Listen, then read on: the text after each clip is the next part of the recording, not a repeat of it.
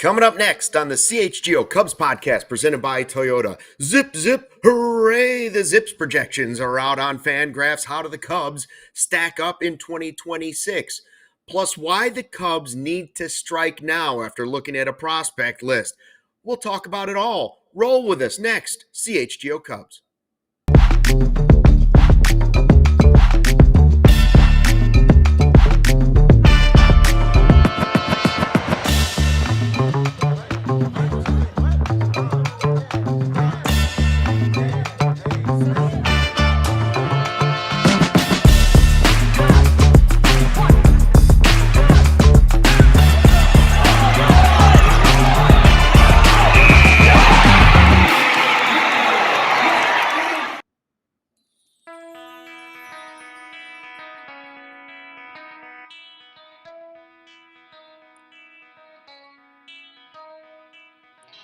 Hey, Chicago, what do you say? It's the CHGO Cubs podcast presented by Toyota. Let's go places. Come on in, everybody. Hang out with us for the next hour. Joey Christopoulos, Luke Stuckmeyer, Sean Anderson on the ones and twos. And Luke, yes, a lot to talk about today from my zips to your ears. It's the Zips projection. This is your, isn't this your my sweet bread spot? And butter. This is what I do. This is what I do. This is my bread and butter. Crack it open. How are you doing today, Luke? Good. It's funny. I used to work with another sports anchor that used to get mad if he didn't get enough highlights, and he'd be like, "This is my bread and butter. This is what I do." We would always laugh. It wasn't getting enough of the highlight reads. So please don't take all the Zips information from me today, because if anybody's a numbers guy, you're looking at him right here, Captain Why Numbers. play the season?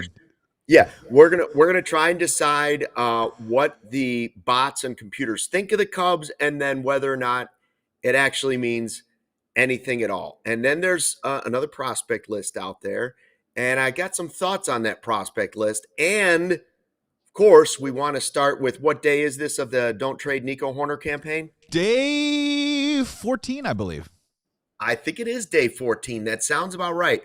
So we spent a good portion of the show yesterday with Justin Roman talking about Nico Hoerner and how is it possible all these smart people at MLB Network could leave Nico off the list as one of the top 100, not top 10, not 50, 60, 75. They don't even have him as a top 100 player in Major League Baseball right now. Okay, first of all, 6-WAR player, Gold Glove, was the most reliable player the Cubs had last year. But now there's a little correction, because they also asked the fans, hey, what do you think? And the people have spoken. I don't know if they were all Cubs fans or if they were just, reasonable human beings, which I didn't know were totally out there. But here we go. The fan vote, number 1 second baseman in Major League Baseball, fans say it's Ketel Marte. Fine, no problems. Number 2, Nico Hoerner. Nico freaking Hoerner, then Terang, Altuve, Clement, Chisholm, Albies. That's a more reasonable. If he's the number 2 second baseman in the game, first of all, we all agree that he is one of the top 100 players in the game. Then I saw Brian Kenny on with Cliff Floyd, who does a lot of Cub stuff, the former Cub, does a lot of stuff with Marquee. They were doing not only they were showing off the fan vote, but then they were also showing the shredder. I think that's their computer system. I'm not totally sure what the shredder is, but the shredder then had Marte, Jazz Chisholm, and Nico number 3. Now see, that seems more comfortable to me. That seems like a reasonable establishment for where Nico is in Major League Baseball. He's not a superstar, although then Kenny went on to say he's on the verge of being a star. And I was like, okay, so maybe Kenny didn't vote the same way everybody else at MLB Network? Who's the one that's anti-Cubs in there? Because, we said, did they just forget, Joey? Did they just forget Nico somehow? See, I'm sensing tensions at the MLB Network office, because everyone seems to be on the left side or the right side on this, two sides of the room, and they're not talking to each other, because one day he's not a top 100 player, the next day he's one of the best. at his position. Look, of course it's January, well, right? Hold on. Yeah. I love Cubs fans pretending like they're getting shot. Like, he could also, like, two things could be true. He could be outside of the top 100 and a top second baseman. Like, Not but if the there's second baseman position isn't really that valuable. But not if there's five I other think second you're still basemen going to make ahead it. of The him. top two at every I gotta position find this make the list. list. Right? I'm sorry. Look, so the part about the fan vote, just very quickly, is it is obvious. Like, when we talk about fan vote, clearly like popularity contest, right? It was cool to see Clement make the list. Oh yeah, that's right, because he just made the World Series. Okay, Yeah. and I will also say that as much as I love Nico Horner, there is a strong possibility that Marcus Semien still has a really strong season left in him. Jose Altuve is a pretty damn good baseball player. So there's a lot of guys on that list that you go, okay, well, like, again, like yesterday, who's hot, who's not, who's up, who's down, who's trending, whatever. Like, for Nico Horner to become a star, in my opinion, for me, it has to go back to that old school mentality of probably batting average, right? Like, he'd have to be hitting maybe 325 in the first half, and he starts the All-Star game at second base over a guy like Ketel Marte. Then you're like, oh, wow, Nico Horner is suddenly a star. But I'm okay if that isn't the case, Luke. Like, he doesn't have to hit 325 for me to personally appreciate him as a player. The other part that I found interesting is there's a lot of rumor and innuendo out there that maybe Nico Horner's camp would be interested in a 5 for 90. And if you look at how the other second basemen are paid in the major leagues, that falls right in line with probably how I feel about Nico Horner, which is maybe a top 5 second baseman in baseball. I believe Jose Altuve makes more money than him. Ketel Marte definitely makes more money than him. Andres Jimenez, I think, on Toronto has a $100 million deal. I don't know what the AAV is, but I'm sure it's pretty close. Marcus Semien makes more money than him. Oh, yeah, way more. So there's guys that get paid a little bit more, and the 5 for 90 fits kind of right in that range of he's a damn good player. He might not be the best second baseman. He's definitely a top 100 player. It's like, how is he making it in all these lists? I mean, 5 for 90 feels pretty good to me. I mean, 5 for 90 feels good because of the certainty that he brings. Like, Nico brings you certainty. You're not going to get, and the Zips will show it too, you're not going to get 25 home runs. In fact, I don't know that I really want him to hit 25 home runs. I want him to do what he did last season. And if he can have like a 5-WAR season again, I would take that in a heartbeat. And I would take that for 5 more years too, right? Like, sure, it's going to go down a little bit, but he gives you some certainty at the position. And I always think a 5 for 90 or whatever the number might be for Nico, I feel like that's, if it got to the end of the deal and you had a prospect come up that was great at that position, and then you could move on from it and you could trade it and you'd still get great value back. I don't know that time is right now with Matt Shaw, right? I think that's the decision that they're getting as they're taking calls about trying to restock the farm system. And they're at least listening because they know that that's a possibility that they won't re-sign him and they could lose him. And the other part about Nico Horner that I think Cubs fans know that maybe the larger, maybe casual Major League Baseball fan doesn't know is that we do know that he is a very capable shortstop if he moved over to that position. Right. Which is also all of a sudden now maybe his numbers don't profile with some of the more elite shortstops in the league, especially from the power profile. But for a 5-year, $90 million deal as a shortstop, that's pretty good market value right there. And you look at some of the other guys that play shortstop, I don't think, let's just say Brandon Lowe on the Pirates can't switch over and play shortstop. Jose Altuve damn sure can't move over to shortstop. They play him mostly. They play him a little bit in left field now in Houston. Marcus Semien, the list goes on. So the versatility and that flexibility that in case something happens, break glass, Nico can play shortstop. Or during that 5-year deal, when Dansby's time is up at 2029, it's either 2029 or 2030 with his contract. Mm-hmm. You could, in theory, play Nico Horner at shortstop for 1 or 2 years during the course of that 5-year extension deal. So I think he brings a lot more to the table, too, as well, than necessarily just a second baseman, as some people, obviously want to put him at because that's where he plays the most. Yeah, the fact that he can play shortstop and we know now because we've seen it, he can play it at a high level. That's part of the value in that deal. Not just that he's a steady player and that he does all the small things you need on a good team. he brings that flexibility that every team loves. So that value the Cubs have to think about too, because if he hits free agency, other teams will see that same value. Like, people are starting to notice Nico around baseball. A lot of former players talk about him, how he's one of their favorite players to watch, not because he's hitting 45 bombs, because he does all the little stuff that old school baseball players sit back and appreciate afterwards. Yes, they appreciate what Cal Raleigh's doing. Yes, they appreciate what Aaron Judge is doing. But there's a lot of former players out there that you'll hear talking about Nico Hoerner and say, man, that's a guy you want as one of your teammates. That's somebody you want on your team. And other teams will see that and say,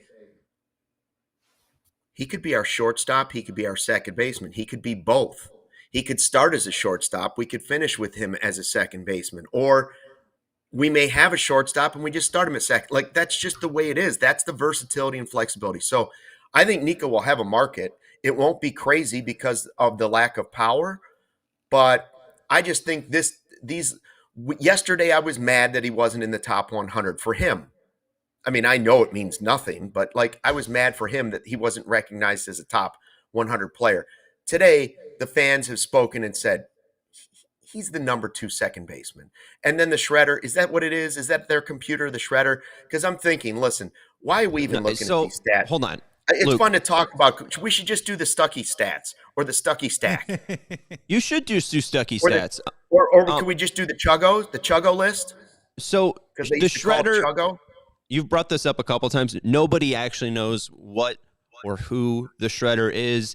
This could Right. be somebody that works behind the scenes. This could be Right. an amalgamation of many top lists. This could also just be a way to rage bait people. I tend to lean on the latter half, that the shredder is not a real person and it's just a way to So it's a Banksy. bait. He's an MLB Banksy. That's giving a little bit too much credit. Too much Because credit. one's an artist. Well, yeah, one's an artist. One's like the equivalent to a pen name, but it's not like something brave, like a woman writing when men can only write novels, Yeah. right? Like one provokes deep social introspective thought, and the other one just tries to get you mad by saying that your second baseman is eighth in baseball. Is that adds what to we're the saying? swamp. That's right. I mean, ESPN used to have the Schwab, Stump the Schwab, and he was the stats guy. You got Chris Kampka, the cruncher over at Marquee, doing stats. I think we just need to make up a name that we have our own computer system. Sean, you could use it for socks too. We could just, what do we call it? The Chug machine? I like the Chuggo machine. Yeah, I think we should sell it. The to Chuggonator? Huel, or How about the Chugginator? The Chugginator. the Chugginator. There you go. We'll just There start you throwing go. it out there. That'll People do it. start being like, well, yeah, but did you see what Well- the Chugginator ranked it? Yeah. And here's the thing is, like, one, I saw Chef Kevin Penner in the chat. Yes, Chef. What up, Chef? He said all this is meaningless. And Yes. and look, I agree with him to a certain level. There's two things about this. One, I think lists and where we place our personal players and our own hometown biases, where they place in the grander scheme of Major League Baseball, I think can be fun to talk about. But also, I think what can be a little instructive, and especially when we get into the Zips projections a little bit, is when we keep saying that the Chicago Cubs are deep, or the Chicago Cubs have depth, or maybe they don't have a superstar on the team right now with a couple players that might ascend to that level, but they've got a lot of really solid players.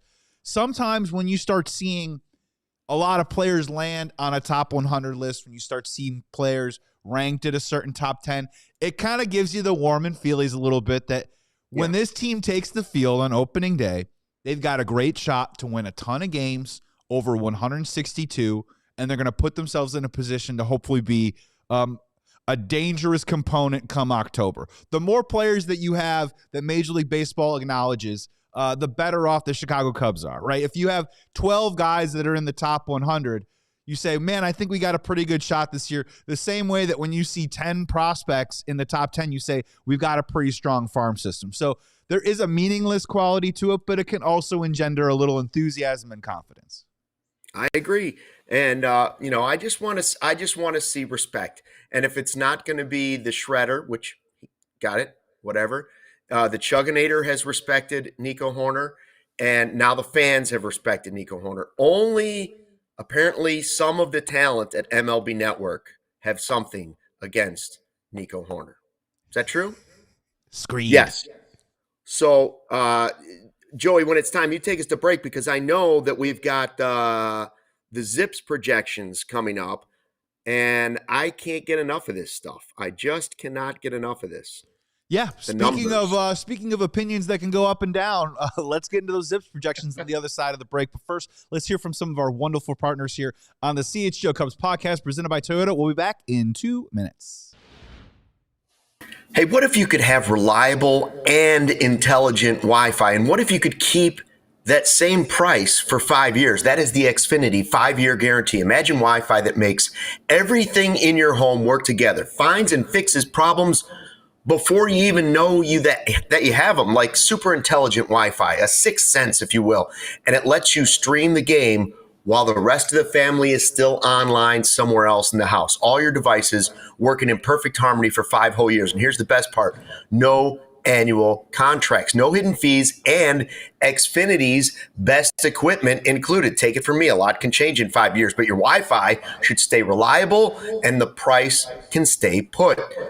All right, lock in your price and unlock the possibilities with Xfinity. Learn more at Xfinity.com. Xfinity, imagine that. Select plans only. And of course, restrictions apply. I got this plan, baby, and it is gold. Ladies and gentlemen, you don't need me to tell you that winter is here. You got 2 eyeballs. You got 5, 10 frozen fingers, 10 frozen digits on your feet. And you got to ask yourself the question, take care of yourself, but also take care of your home. Is your home's heating up for the challenge? If you got a plumbing emergency, you know what you got to do? You got to call Four Seasons. If you have an electrical emergency, you call Four Seasons. You need a new hot water tank installed today, you call Four Seasons, because now is the time to schedule your Four Seasons furnace tune-up. And if you need a whole home generator, they've got you covered, because at Four Seasons, they guarantee same-day installation for all your heating, cooling, plumbing, electrical, and generator needs. No extra cost for nights, weekends, or holidays. Right now, you can save up to $4,000 on furnaces and comfort systems at Four Seasons Heating, Air Conditioning, Plumbing, and Electric. Furnaces at $39 a month. Furnace AC combos at $57 a month. So call today and save that $50 from your trusted local experts. Remember, visit fourseasonsheatingcooling.com for all their special offers and money-saving coupons. Remember, that's fourseasonheatingcooling.com, serving the community for the last 50 years. Come back on the CHGO Cubs podcast presented by Toyota. Let's go places. Joey Christopoulos, Luke Stuckmeyer, Sean Anderson producing. Sorry, Barb. Larry is out today, or I might be Larry. Who really can tell? It's time, Luke. This is your bread and butter. This is where you soar. Right. This is where your wings, the cocoon of the caterpillar turns Not yet. into the butterfly. I have one more thought, Joey. I have one more thought. Please. And I thought of it during the commercial break. And we have the Chugginator we're talking about with these lists, best players, top 100 players. In addition to the Chugginator, if we got Godfather to make us a list of 10, Godfather's list of losers, the 10 worst players in Major League Baseball. Nobody wants to be on that. The Godfather's list of losers, the 10 worst players at every position. Vidal Brujan on that list. Vidal, I could just rattle off of the last 3 years. The Ryan Presleys, the Hector Neris's, the Vidal Brujans. I know who his owner would be too. I don't even have to ask who Godfather's owner and GM would be for the list of losers. That's just we're gonna roll past that. Okay. Now, my bread and butter. Yes. The Zips projections. How long? First of all, I don't know how long they've been doing this because I've never been an analytics guy, but this is FanGraph's Zips projections. And before we get into what the computers and bots think, okay, there it is for the infield. We're only talking the offensive players right now. We're only talking about the position players. We're not going to hopefully do pitchers. We'll save that one for another show. But I do want to point out projections are just projections. Sometimes they're spot on when it comes to total wins for a season. When it comes to individual players, I believe Matthew Boyd, they had throwing 44 innings last year. Okay? So he was an all-star. So just remember, whatever you feel about this, good or bad, it doesn't mean it's necessarily going to happen. They could be spot on about 2 of these guys. They could be totally off about the other 3.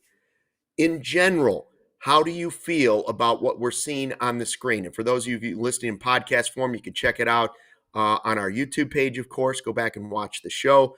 It's got HAP at 2.9 for F4, PCA at 4.9, SEA at 2.8. The second highest F4 on the team, Dansby Swanson, 4.1 at short. Nico at 3.9, so a big dip from this year. Bush, 3.5. Bregman, 3.7. Mo Baller in the DH position, 1.4. And Kelly and Amaya, the catchers, 2.7. Let's start with the two players that probably need the most attention. All right, Joey? Let's start with Bregman, first and foremost, the big acquisition to replace Kyle Tucker. I would say Zips doesn't think too much of his first season in a Cubs uniform. Computers don't like it. So, yeah, you're right. Like, you can make these stats work for you however you want to, right? Like, we always go back to the Zips projection on Matthew Boyd last year. Mm-hmm. And I know we're talking about hitters, but they projected him to win maybe 4 games and pitch only 40 innings. I think a lot of that had to do with maybe they were unclear of what his role was going to be, also the health factor of the player. Sure. So you can make this however you want. Like, for me, it's sort of, I look at these and I ask myself, you know, just as a fan or what I think the Cubs need this year, am I okay with this number? This number either surprises me or this number makes me mad. When it comes to Alex Bregman, Luke, the numbers make me mad. They really do. They make me really mad. As of right now, Bregman projected to slash 240, 336 on base, 403 slug with a 114 OPS plus, projected to hit 18 home runs and 70 RBIs. I'm not going to read all the stats. I'm just going to stop there at that. Each of those numbers would either be career lows or at the very least beneath the expectation that I think all Cubs fans have right now for Alex Bregman.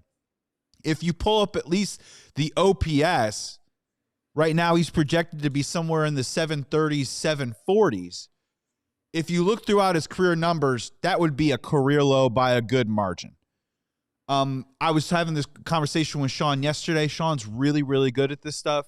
He said you have to kind of take into account a little bit that that Zips is taking into account that he's changing ballpark to Wrigley Field. Mm-hmm. They don't seem to always give you the benefit of the doubt as you age into your career. But at 240 and a 403 slug, Luke, for the prize piece for the free agent acquisition of the winter, for a guy who, again, 3.7 WAR is going to be a leader and a dude who's put up big numbers in the past that I'm not expecting this year. Those numbers were wildly underneath my expectation. What about you? Well, I mean, if you're paying him the contract you did and he's supposed to replace what you expected out of Kyle Tucker last year, which, again, the first half was one of the best players in baseball, and then the rest wasn't with injuries. Yeah, I mean, the home runs aren't that far off from what Matt Shaw's giving you. And we knew that when you were getting him. He's not necessarily going to be a 25 home run guy. He's going to be lower on that list. But in general, I think Zips was pretty down on the Cubs' power compared to what they put out last year. They don't think that's going to repeat, that everybody's going to hit the amount of home runs they hit last year. And yeah, I'm disappointed in it. So what you were mentioning the reasons. Is it just aging? I see Chef Kevin with some Toyota Super Chats in there saying he's aging. He's 32. And so, you know. He's 32. First of all, we're all aging. But it's true. Game Day Men's Health. Shout out. Game Day Men's Health will help you with that. But when you look at the list, I guess that's true, and you would say he's aging. At 32, have we seen Alex Bregman's best season? Yes, most likely. We have. But is the big fall off coming now? Because we've seen Ian Happ do these steady seasons where it's just the same. Are we going to get at least that from Alex Bregman? I know we've talked about the intangibles, but you certainly don't want what Zips is saying, and that is, okay, the guy's aging, and you just signed a guy for multiple years and no trade clauses, and you're not going to get what you hoped for. Zips isn't buying that signing too much. At least it doesn't feel like it. Yeah, and I'm just going to scream at the computer on this one, to be honest with you. Yeah, no, it's fair. He's not going to be the guy who hits 40 bombs like he did in 2019. That was never my expectation for Alex Bregman. And the power numbers, I can wrap my head around. If he's in the ballpark of 18, I would even say upwards of 22 home runs, that would not surprise me. But what would really surprise me is if you look at his barrel rate, his contact percentage, the way that he controls the zone. He had a down year, I believe it was 2 years, but he had a great rebound year last year in terms of on-base percentage, in terms of his walk and strikeout ratio. A 336 on-base percentage would surprise me from Alex Bregman because typically he's a guy who's 360, 370, okay? If it's a low fours slugging, I wouldn't be shocked. But again, the 240 batting average also would greatly surprise me because I'm personally anticipating a guy that's probably going to be in the 270 to 290 range, the guy that can control the zone, hit the ball, get on base. Maybe they're more singles than we would like. And I think what we were also talking about yesterday was that I think one of the varying levels that maybe Zips doesn't know how to project yet is how are his doubles going to play moving from Fenway Park to a place like Wrigley Field. But again, I'm just banking on Alex Bregman, and I get it, 32 years old. Okay, like, let's just all calm down here, okay? He's got plenty of time that I think he can still live in the zone and environment and area of his prime for at least this year, next year. I'm personally thinking I'm predicting a big season for Alex Bregman. He's going to be hitting in the middle of the lineup. I have a good feeling that there's going to be runners on base, and he's going to have a lot of opportunities to drive in runs. Again, the power numbers, I can wrap my head around it, maybe being in the low 20s. But no, I anticipate more than 70 RBIs, and I think that average and on-base percentage is going to be where more in line with his career numbers at age 32 in a new spot from before. And I think of all the years in a 5-year deal of Alex Bregman to look the most like Alex Bregman, I think it's going to be this year. So that's the first one that I'm kind of like, I'm not buying. What about the idea with the overall, when you look at the FanGraph Zips listing for you take up that map again and you say, all right, PCA will be number one in F4, then it'll be Dansby, and then you'll have Nico, and then Bregman. That Bregman will be fourth on your list for F4 by the end of the season. Does that, and ahead of Bush, but a lower F4 than even Dansby Swanson, and fourth overall on the team. We kind of said if I had to say who's going to have the best season on the Cubs this year, we just said this week who's going to be the Cubs' best player this year. We had the argument, well, PCA has the highest ceiling, but the safer pick would be that Alex Bregman would continue to do what Alex Bregman does. And so I think if I had to lay money on it, I would say Alex Bregman. But in this case, the computers are saying, no. PCA, even though when you look at PCA, a lot of his numbers are down too. Right. And I'm making a generalization here when you're asking strictly about PCA and Swanson. When it comes to Swanson, I feel like that they are, even though his defense kind of like took a slight downturn last year, I think they're still, I think that Zips rewards consistency. I also think I think they reward ascendance of a young player. So when you look at Pete Crow-Armstrong, his numbers, I'm like, oh, I can get into this. His numbers are a 250 slash line, 304 on base. That's still not great, but a little bit better than last year. 461 slug, 25 home runs, 91 RBIs, 32 stolen bases. Now, I don't know if that's the leap that maybe we've talked about on this show, but that's a pretty good step in the direction of this is becoming more of the guy that we think that he's going to be throughout his career, right? I think there are questions, and they're fair with Pete Crow-Armstrong of, is he the first 81 guy? Is he the second 81 guy? And is there somewhere in the middle that levels off into a version of consistency that then turns into a really impressive and exciting career moving forward? Zip seems to lean towards he does take a small step forward, if not a giant leap next year, Luke. And I don't know if I'd even yes and no, right? Like, I guess it depends on what you want out of PCA. Do we want more consistency, Or do we want more superstar? And by that, I mean, Yeah. there was a point in last season where we thought this guy could go 40-40, and he ended up being 30-30. And this year, Zips is saying, nah, he's not going to be a 30-30 guy. He's only going to get to 25 home runs. Personally, I'd be willing to sacrifice some of those home runs for more consistency throughout the season. Give me 5 less homers and just a dash of Ian Happ in his game. I know that's going to drive people crazy. I'm not trying to cut him off at his knees. I'm just saying slightly more consistency, less first half, second half, and just season, right? There's going to be peaks and valleys, but you'd like him to not go through months of, wow, that was not a competitive at bat, right? Yeah. Like if he can eliminate those, the home runs might not be there. But then again, I didn't know that this many home runs was going to be capable out of Pete Crow-Armstrong. Anyways, I think he kind of fell in love with the first half home runs, and it led to the second half. Personally, I think some of that was involved. Like he was like, whoa, I do have power. But if in the offseason he can say, I can still be a great player, I need to focus on this, not getting back to necessarily the power. And if the power happens, that's gravy. That's gravy. Yeah. I'd rather have the more consistent player with a spectacular defense than I would a guy who hits 30. Yeah, let's take this one into the break and jump in the chat, everybody, if you want to. Also, make sure that you hit the like button, please. To Luke's point, would you rather have Pete Crow-Armstrong go 30 for 30 again, but still have some of that swing and miss, a little more of that boom and bust? Or if Pete Crow-Armstrong only hits 20 home runs, but his on-base percentage gets up to 34%, which would be a huge improvement per last year, how are you taking your PCA and how would you like to have it? But jump in the chat. We're going to take a quick break here on the CHGO Cubs podcast presented by Toyota. We'll be back in 2 minutes, but first some words from our wonderful partners. Hey, as a man, are you starting to feel like you've got low energy throughout the day? You don't have the same motivation and drive. You're seeing the scale go up and the hair go out, muscles tightening up a little bit. Yeah.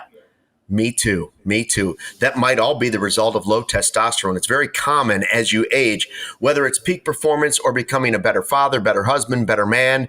Game Day Men's Health wants you to support every man's health journey through personalized care tailored to your goals.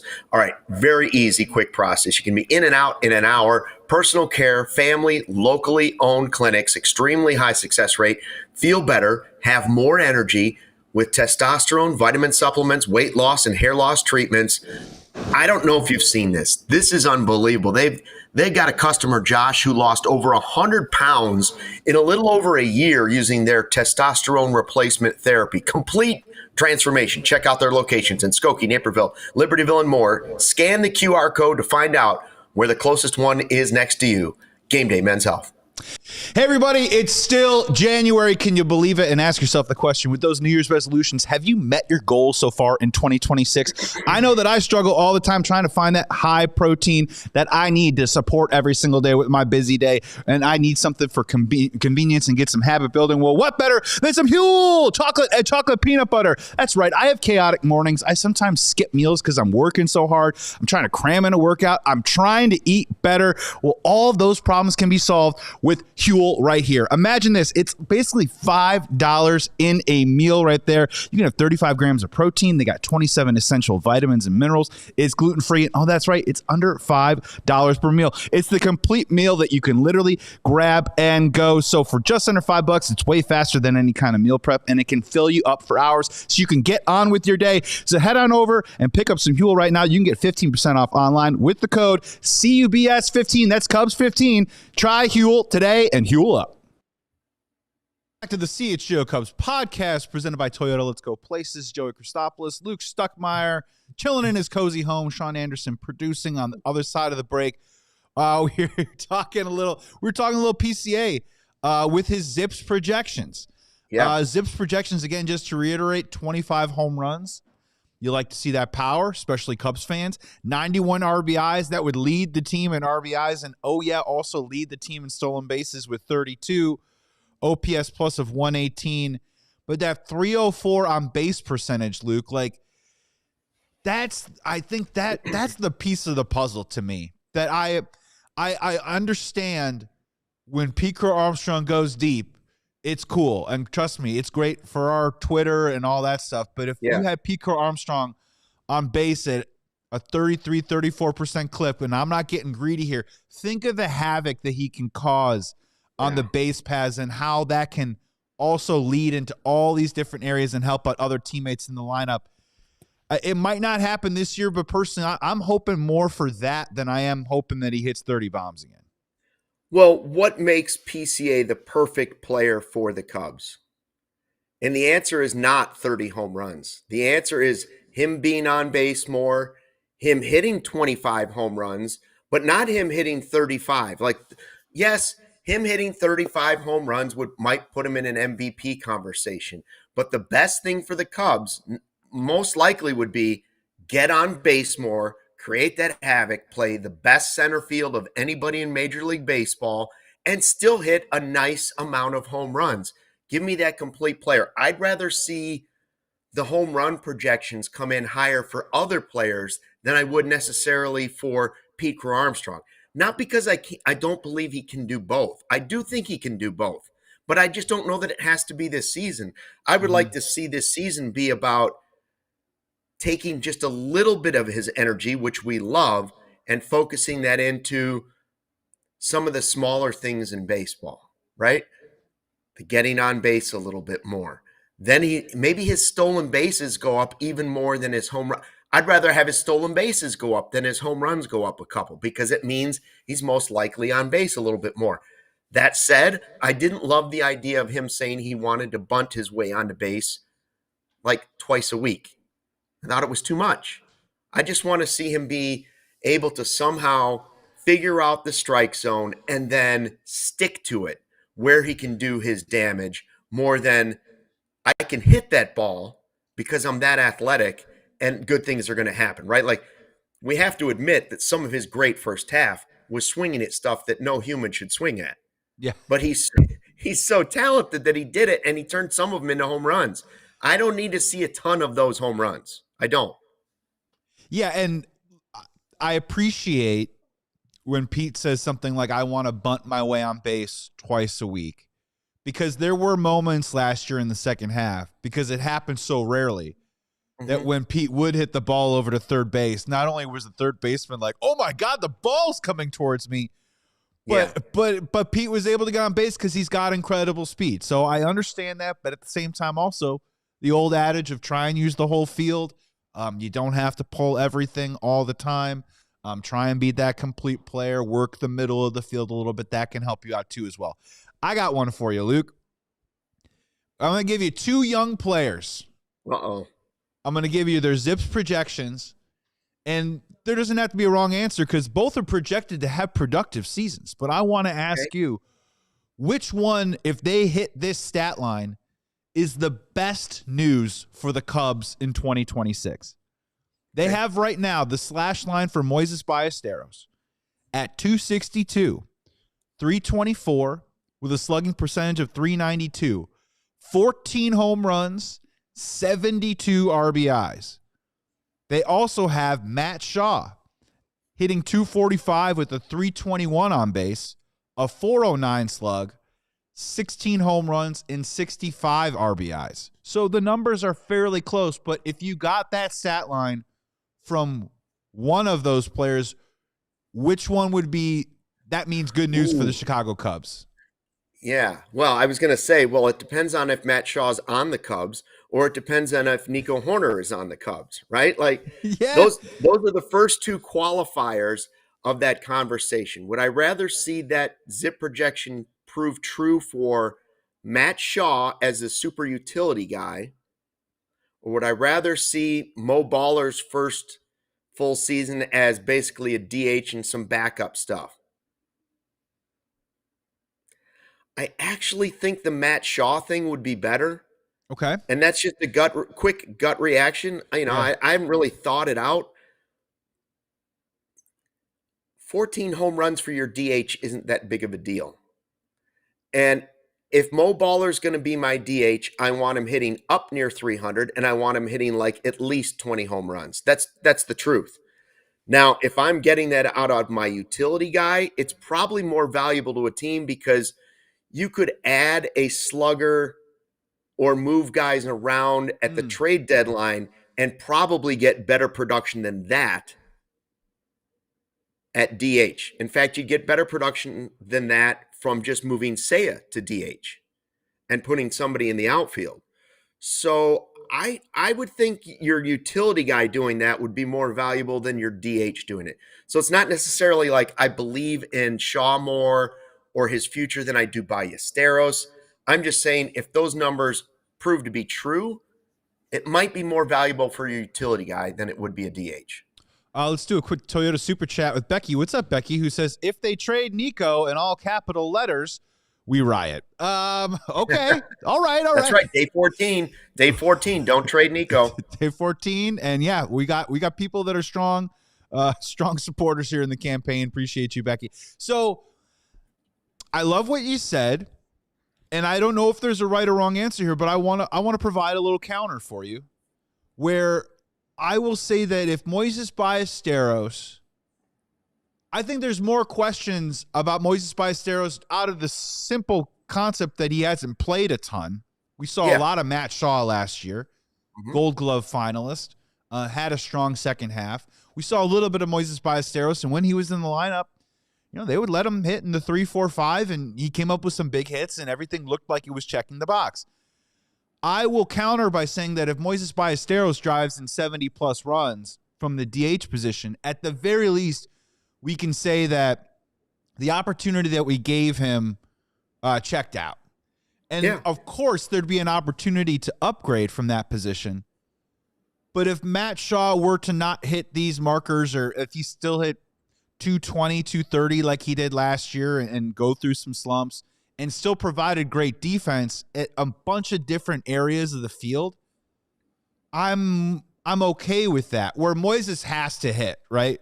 Moises has to hit for average. I don't know how much he's going to hit for slug, but he's going to have to hit for average, right? Because he's a young hitter. I don't know if he's actually going to have the OBP and the slug to be able to make himself a plus player in this league. So if he's driving in runs, hitting the ball solid, and providing that, I think that's really good news for the Cubs, where if Matt Shaw's offensive development is still stalled at times, he has a known quality that we know, which is his defense that will be able to be played across the field.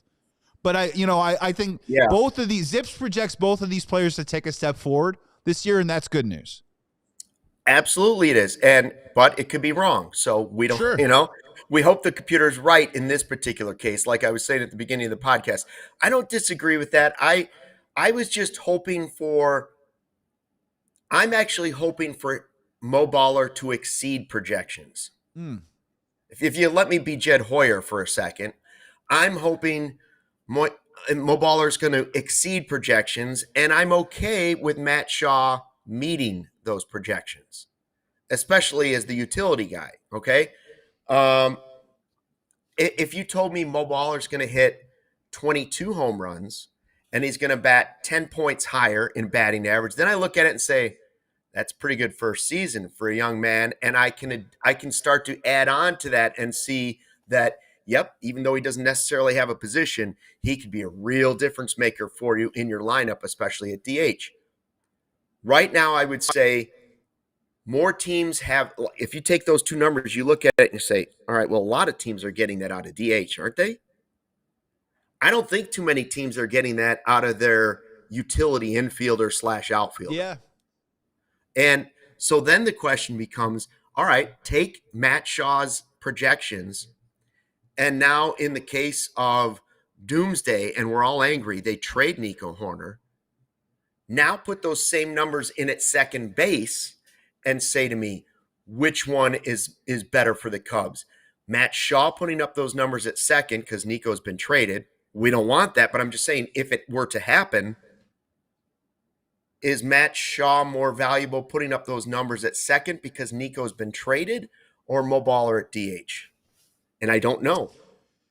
Yeah, you play that out, right? You play that out, and obviously there's production on a sheet of paper.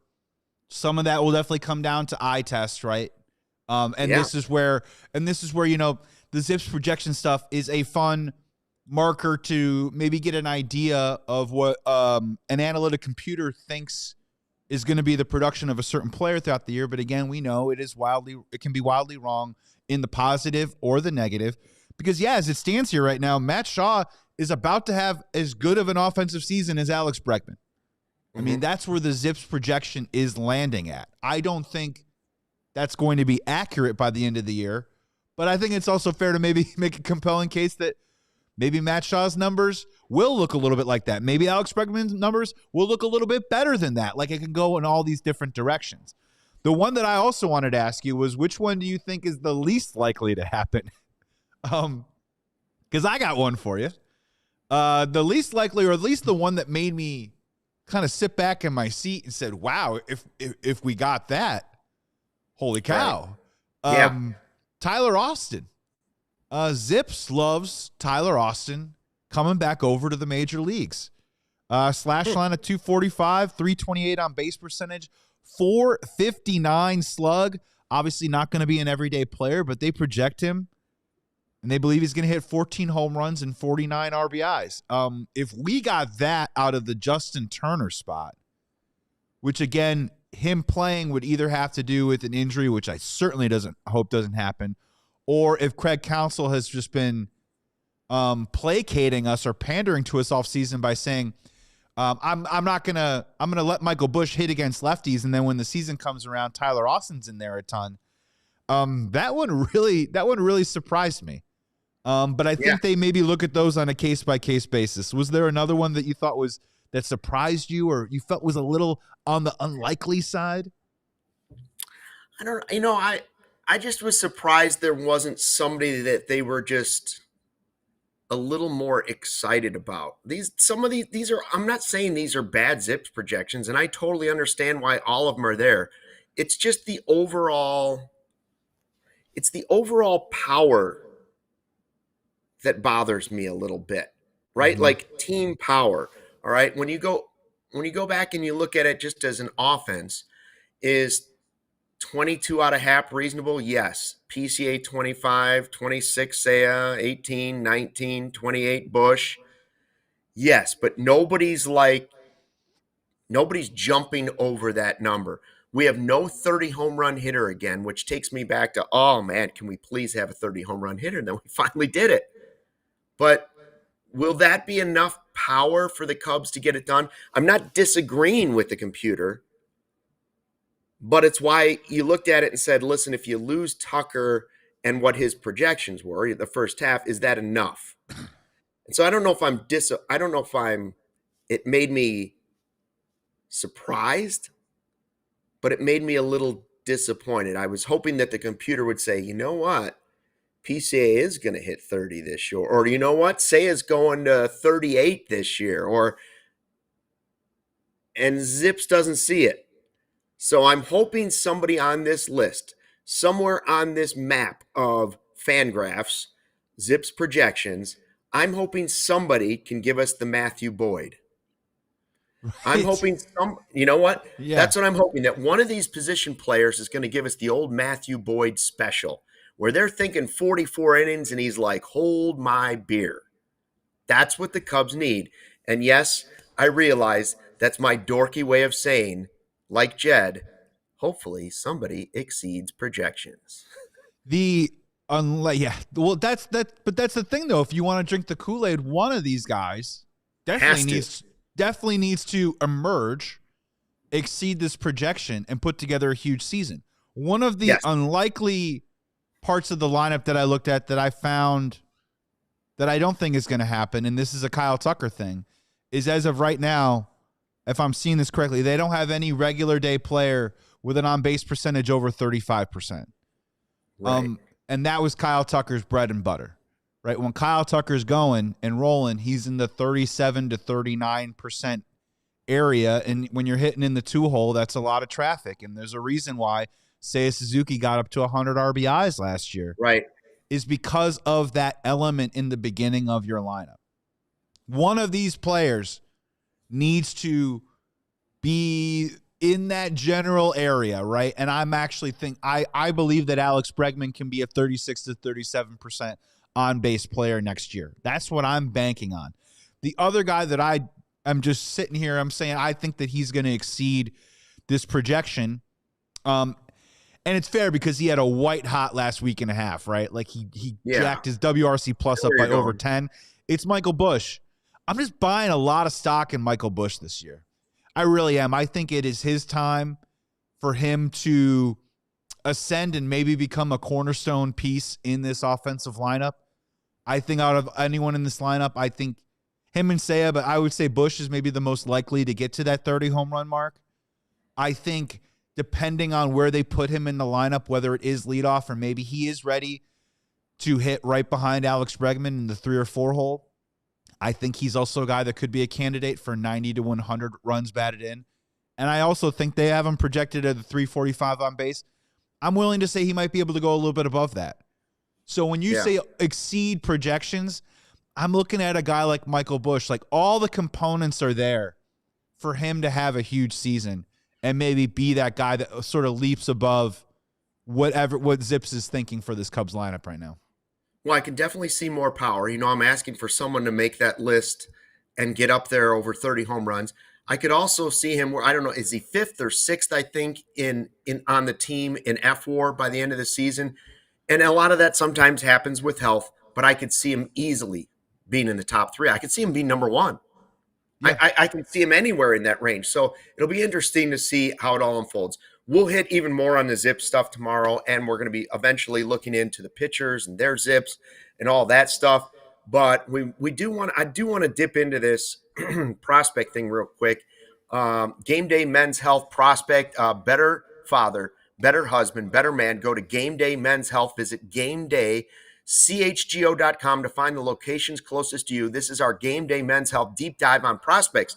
So we're going to take the final few minutes on the podcast here, and I just want to go over ESPN's latest prospect list, okay? And I think we'll probably go into this again tomorrow too, but I just wanted to give you a taste of why I say the Cubs absolutely have to strike now. Now. Because this, listen, I wanted it last year for you guys to be the kings of the division. And you had it, and you let it slip away, and the Brewers did it to you again. They have traded away Freddie Peralta. They still won the division very handily last year. You cut the lead, but they still won it handily. Cannot happen again because I got to tell you, the rest of the division is coming. The prospects lists, if you believe them, they're coming. The Cubs have only 2 guys in the top 100 now because a lot of guys have graduated. I get that. But when you look at the strength of some of these other teams, and remember, the Brewers are still ahead of the Cubs, and then you look at this list and you say they have 8 prospects in the top 100. 8 guys. They have 8 of them. They have 4 shortstops in the top 70, 3 in the top 32. That's a super valuable asset. And they have the number 3 overall prospect overall. Like, yeah, that's terrifying. And then you see the Pirates have the number 1 prospect, and the way they list it is it's not even close. Connor Griffin, yeah. Connor Griffin. And it's like, when you put in who has the most in the division, the Cubs have 2 top 100, the Reds have 3, but higher rated. And then you start to evaluate, and then the Cardinals have 5, and the Brewers have this massive list. And then here's the part that really got me. There are 10 prospects in the Cubs division right now. Still, even after last year, those prospects are ranked ahead of Mo Baller. There are 5 pitching prospects in the division right now ahead of Jackson Wiggins, a guy that both guys we look at as almost untradeable. There are 15 prospects in the division currently, right now, rated ahead of Owen Casey, who you really had to think about, should we trade him? 15 prospects in our division are ranked 77. Higher than Owen Casey. Yeah, they had him at 77, I believe. 77. You better win now. You better win now. Mo Baller's our highest guy at 51. We have nobody in the top 50. Yeah. That's the thing. I'm not saying that means everything, because I will remind you that today is the day 44 years ago that the Cubs traded for Ryne Sandberg. Can all turn out your way. Things can happen. You can get a Michael Busch in a trade. You can get a Ryne Sandberg in a trade. You can get a Jake Arrieta in a trade. But the way to build your franchise eventually is great drafting. And right now, sure looks like the Brewers keep doing that. And I know a couple of those guys are from the Peralta trade, but their prospects are coming. Yeah, they had Jet Williams. What do they have, Jet? They had Jet Williams at 32, and then Sprout was at 73. Yeah, look, I mean, like, this isn't a negative comment. It's just real talk. Like, the Cubs are a little stuck. And where they are stuck is that they have a veteran-laden team that won 92 games and won a playoff round last year. They have graduated at some key positions, mind you. Center field, starting pitcher. Hopefully, we'll see maybe DH, maybe in a utility role. They've graduated some players that have added a little more youth into this team. Michael Busch was a great trade. I still consider him a young player. But when you look at their prospect system, and you look then at how many veterans are in walk years this year, the time is now for the Chicago Cubs. They're not getting out of this unless they're spending money, right? The prospect system right now is not as healthy as the other divisions. It's just the fact of it. And to your point, some of these little cousins in our division, like the Pittsburgh Pirates, maybe might be able to make some noise in the next couple of years. And also, judging by that list, it doesn't look like the Milwaukee Brewers are going anywhere anytime soon. The Cardinals are punting on the season. They're probably going to be easy to beat around for at least the next couple of years, but they're going to try and replenish too as well. The time is now for the Chicago Cubs to be all in. So I'm sorry. Yes, I still want Zach Gallen on this team, right? Like, we've been saying it all winter. Like, this is the moment that you can really capitalize from a Cubs perspective in the next 2 years, or maybe even 3, and really go for this thing. And if you got a World Series title, or even if you go to a World Series and win a pennant, damn it, it's worth it, right? My other one just really quickly was, for everybody out there, we just see it in the chat all the time. I just get a lot of flack about, like, why am I not mentioning Jackson Wiggins enough? What about Jackson Wiggins? We got to make room for Jackson Wiggins. He's 83rd on that list. And again, I'm just going to stick firm on it. Like, he's got to earn it. He's got to earn a spot on this major league team. Kylie McDaniel in that article said that there's questions about his command. We know that, but also said, could he be a multi-inning reliever? He isn't necessarily worked himself into a starter's mold yet. He is living and walking the path of a prospect like thousands before have with him. So I get everybody gets excited about Jackson Wiggins. What about Jackson? Wait till Jackson Wiggins. It's like, no, Jackson Wiggins has some steps and a bridge he needs to cross, and he needs to earn it on this team. All right. That he's not a slam dunk guy that's gonna, come in and save the day for the Cubs this year. And I hope Cubs fans aren't banking on that necessarily. He should be a surprise, not an expectation. And we get it. Cade Horton has graduated. PCA has graduated. Like, the Cubs' top prospects mostly have graduated, but they haven't taken over the division in that time that we were restocking the farm system. They weren't making enough progress moving up fast enough. So now here we are, and we're still behind the Brewers until we see the games played. And their prospect farm system is clearly higher rated than the Cubs farm system right now. It might not play out that way. And maybe Cade Horton turns out to be so good you don't care about any of this. And maybe I'm just pointing out that sometimes you can't fall in love with a prospect so long. You got to go get major leaguers too. And that's why I'm in on the Zach Gallen thing too. I'd rather spend the money than just believe in the prospects, right? Yeah. And so go get another known quantity, even though he might not be the guy he used to be. The Brewers with all those shortstops, though, really quick, is hilarious. Well, clearly they're going to trade one. Eventually, they will trade one when they feel like it's time. They got four shortstops, I think, in the top 100. Everybody in the division has a shortstop, like in the top 50, except for the Cubs. Yes, correct. And maybe Ethan Conrad's going to be a guy who's going to be on that list next year for the Cubs. You know what I mean? And, Jefferson Rojas. There's other guys. Brandon Birdsell comes back healthy. There's other guys in the prospect pipeline that can make their way up. But yeah, it's just all credit to the Brewers. Yeah, they're going to run out 9 guys that are all 5'7" and shorter, and it's going to be annoying as hell. And we're just going to have to deal with it. Luke, we got to get out of here, man. Great to see you. You will be in office tomorrow. We have a special guest tomorrow, so do not miss it for our A Block. Special guest coming in from the wonderful Cubs ecosystem and community. Producer Sean Anderson, thank you so much. Joey Christopoulos, Luke Stuckmeyer. Make sure you follow us on Twitter at CHGO_Cubs. Today's episode presented by Toyota. Let's go places. Remember, fly the W. We'll see you tomorrow. Have a great day. We all silly like the mayor.